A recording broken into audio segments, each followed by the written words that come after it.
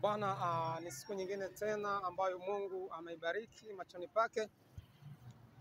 Mwaka 2008 nikiwa mahali fulani hivi nilijifunza mafunzo ya zimamoto na nilipata cheti cha mambo ya zimamoto.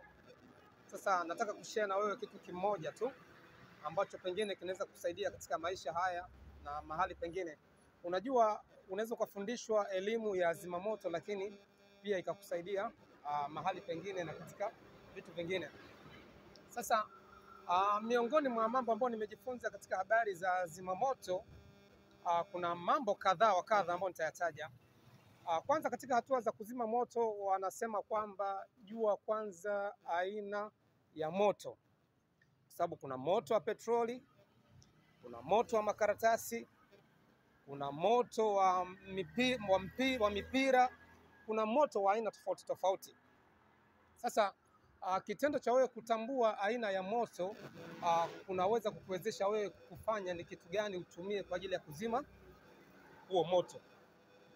Kwa mfano moto wa petroli, wale waliosoma physics wanajua kwamba mafuta ni mepesi kuliko maji. Kwa hiyo unapozima moto wa petroli kwa kutumia maji, yale mafuta yanapanda juu, kwa hiyo moto utaendelea kuwaka, kwa hiyo huwezi kuuzima, na kwa sababu maji yenyewe pia yana oxygen. Sisi tunaelewana hapo. Hizo ni namna za kutambua moto. Unaweza kutambua moto pia kwa harufu. Aina ya moshi ambao unauona pale, ile smoke ambayo inatoka, unaweza kujua kwamba huu ni moto wa mafuta au ni moto aina gani. Kwa hiyo kujua aina ya moto kuna kuwezesha wewe kujua ni kitu gani utumie. Lakini katika hichi sasa ndio kitu ambacho cha msingi nataka kukizungumzia hapa.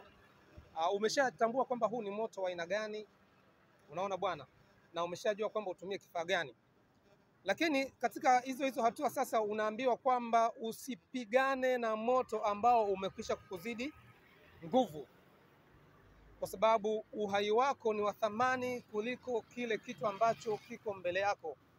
Uhai wako ni wa thamani kuliko gari ambayo unajaribu kuizima lakini moto umeshakushinda.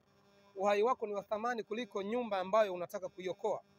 Uhai wako ni wa thamani, ni kipawa cha Mungu ambacho amekupa, ni cha thamani kuliko kitu kingine chochote kile. Kwa hiyo katika hizo hatua unaambiwa kwamba usishindane na moto ambao umekwisha kukuzidi nguvu. Sisi tunaelewana hapa. Kwa hiyo hizo ni hatua katika kupambana na moto. Sasa unaweza kukuta kuna mtu mwingine anajaribu kupambana na moto ambao umekwisha kuwa mkubwa, akidhani kwamba anaweza akashindana nao. Moto ukishakuwa mkubwa, haijalishi gari, haijalishi ni jengo, haijalishi ni kitu gani, haijalishi ni mtambo, haijalishi ni kitu gani, uhai wako ni wa thamani. Kwa hiyo unatakiwa, na ndio maana sasa hivi watu wanakata bima, unaona bwana, bima za vifaa vyao, kwa sababu ikifikia mahali sasa moto umekuzidi, manake unatakiwa usarende tu, uachane na huo moto, usishindane nao, kwa sababu matokeo yake ni kuchukua uhai wako sasa. Kwa hiyo kwa sababu uhai wako ni wa thamani sana, kwa hiyo iwe ni majumbani, iwe ni mahali pengine popote pale, usijaribu kupambana na moto ambao umekwisha kukuzidi nguvu. Uhai wako ni wa thamani kuliko kitu kingine. Asante sana, shalom.